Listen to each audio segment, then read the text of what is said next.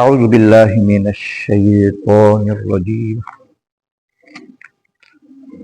بسم اللہ الرحمن الرحیم کی آیات زیر مطالعہ ہیں۔ آیت نمبر 57 سے شروع ہو رہا ہے۔ اس میں اللہ تبارک و تعالیٰ کی قدرت کاملہ کے دلائل دیے جا رہے۔ مشرکین کے نظریات میں قیامت برپا ہونے کا انکار تھا،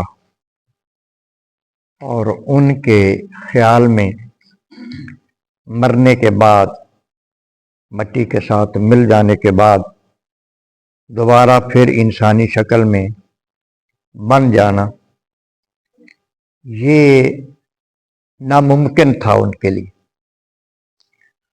اور یہ نظریہ بالکل جہالت پر مبنی۔ اس کے دلائل اللہ تبارک و تعالی نے بڑے خوبصورت انداز میں ارشاد فرمایا ہے، اور ان حالتوں کا ذکر کیا ہے جن حالتوں سے انسان گزرا ہوا ہے۔ اللہ پاک نے ارشاد فرمایا کہ نحن خلقناکم، ہم نے تمہیں پیدا کیا۔ مطلب یہ ہے نہ تمہارا نام، نہ نشان، نہ تمہارا مٹیریل، کوئی چیز نہیں تھی، ہم نے اس کے باوجود تمہیں بنایا ہے، تمہیں پیدا کیا ہے۔ جب پہلی مرتبہ تم کو پیدا کیا ہے تو دوبارہ بنانا کیا مشکل ہے۔ اس کے بعد ارشاد فرمایا کہ افرأیتم ما تمنون، پہلے یہ دیکھو کہ جو تم مادہ تولید ٹپکاتے ہو، یعنی یہ آگے پیدائش کا جو سلسلہ جاری و ساری ہے۔ شروع میں اللہ تبارک و تعالیٰ نے حضرت آدم علیہ السلام کو اپنی دست قدرت سے مٹی سے پیدا فرمایا۔ اس کے بعد آگے پوری کائنات انسانی کو اس کے لیے ایک دستور بنا دیا، ایک وضع کر دیا، ایک طریقہ جس پر پوری انسانیت پیدا ہو رہی ہے، کہ باپ کے صلب میں ایک مادہ اللہ پاک نے رکھ دیا جس کو مادہ منویہ کہتے ہیں، اور ادھر ماں کے اندر بھی وہ چیز رکھ دی۔ تو اللہ تبارک و تعالی ارشاد فرما رہے ہیں کہ تم سے جو آگے انسان پیدا ہو رہے ہیں اس میں تمہارا دخل کتنا ہے۔ ارشاد فرمایا کہ افرأیتم ما تمنون، تمہارا صرف اتنا تعلق ہے کہ تم اپنے اندر سے اس ایک قطرے کو ٹپکاتے ہو اور وہ دوسری طرف منتقل ہو جاتا ہے۔ اس کے بعد پھر جو ان قطرے کو مراحل سے گزارتا ہے وہ بتاؤ کون ہے۔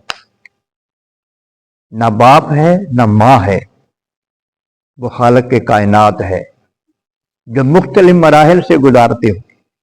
جو مفسر لکھتے ہیں بچے کی پیدائش میں انسان کا تو بس اتنا دخل ہے کہ وہ منی کا قطرہ شکم مادر میں ٹپکا دے۔ انسان کا مادہ تولید ایسے انگنت نہایت باریک جرثوموں پر مشتمل ہوتا ہے، جس میں مادہ کے بیضہ سے، یعنی وہ عورت کے بیضہ سے ملنے اور عمل تلقیح یعنی پیدائش کا جو عمل ہے اس کو سر انجام دیتا ہے۔ سر انجام پانے کی صلاحیت ہوتی ہے اس میں۔ بارہا وہ کروڑوں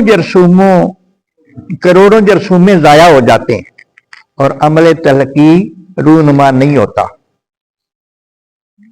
انسان تو یہ سلسلہ جاری رکھتا ہے بجامعت کا، تو یہ مادہ ادھر جاتا بھی ہے لیکن اولاد نہیں ہوتی۔ مہرا ایسا ہوتا ہے، اور پھر अल्लाह तबारक व तआला कि उस इन अल्फाज की तशरीह फरमा रहे हैं मुफस्सिर, तो फिर किसका दस्ते कुदरत है जो बेशुमार जरसूमों में से एक जरसूमा का इंतखाब करता है और फिर उसको औरत के बैदा से जाकर मिला देता है, फिर रहम के एक तंग और तारीक गोशा में उसको करार बख्शता है, फिर उसमें आहिस्ता आहिस्ता अक्ल को दंग कर देने वाले तगय्यरात का सिलसिला जारी हो जाता है, यहाँ तक कि उसमें जिंदगी की रौ दौड़ने लगती है। फिर उसमें मुख्तलिफ अज़ा नमूदार होते हैं। अल्लाह अकबर। उसके दिलो दिमाग, दिल पैदा होता है, दिमाग पैदा होता है, और इस दिल और दिमाग में क्या क्या सलाहियतें अल्लाह पाक ने रखी हैं, कोई कंप्यूटर इसका मुकाबला नहीं कर सकता।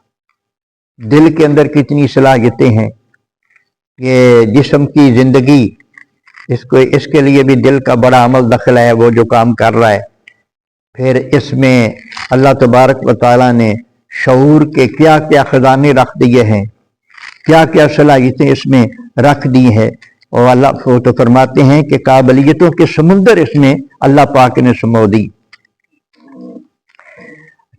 वही अंधा बहरा बेजान जरसूमा 9 माह के बाद जब बाहर कदम रखता है तो उसमें से कितना खूबसूरत और कितने अच्छे खदो खाद वाला एक बच्चा पैदा हो जाता है। और कुफार से अब कहा जा रहा है, ऐ कुफार जरा ये बताओ कि ये सारा सिलसिला कौन करता है? तुम करते हो। जो इन मराहिल से गुजार कर तुम्हारे एक कतरे को एक खूबसूरत और बासलाहियत और बड़ी कुदरतों वाला इंसान पैदा कर देता है, उसके लिए कौन सी मुश्किल है कि वो तुम्हें दोबारा जिंदा ना कर सके। अल्लाह अकबर। अंतुम तख्लुकूनहु अम नहनुल खालिकून। अब बताओ, ये पैदा जो होते हो तुम खुद ब खुद पैदा होते हो, या तुम इन बच्चों को पैदा करते हो, या हम करते हैं? यहां जो कुछ भी हो रहा है असल में वो करता है। चंद आयात छोड़कर आगे फिर अल्लाह पाक इरशाद फरमा रहा है, आन तुम तज़रऊनहु अम नहनु ज़ारिऊन। ये खेती बाड़ी तुम करते हो कि हम करते हो? बीज का दाना जब जमीन में रखता है बंदा, किसान तो इतना ही कर सकता है, आगे तो सारा कुछ अल्लाह करता है। हाँ जी। और अपने जनाब तारीफों के पुल बांधता है, इतना मेरा चार होया इस दफा, मैं फलां शाह दवाई मारी थी तो कमाल हो गया। फिर हाँ जी, कमाल तेरा नहीं है, ये तू भूला हुआ, तुझे भूल है। कमाल उसका है जिसने तुझे भी पैदा किया और तेरा अनाज भी पैदा किया। अल्लाह पाक समझने की तौफीक अता फरमाए।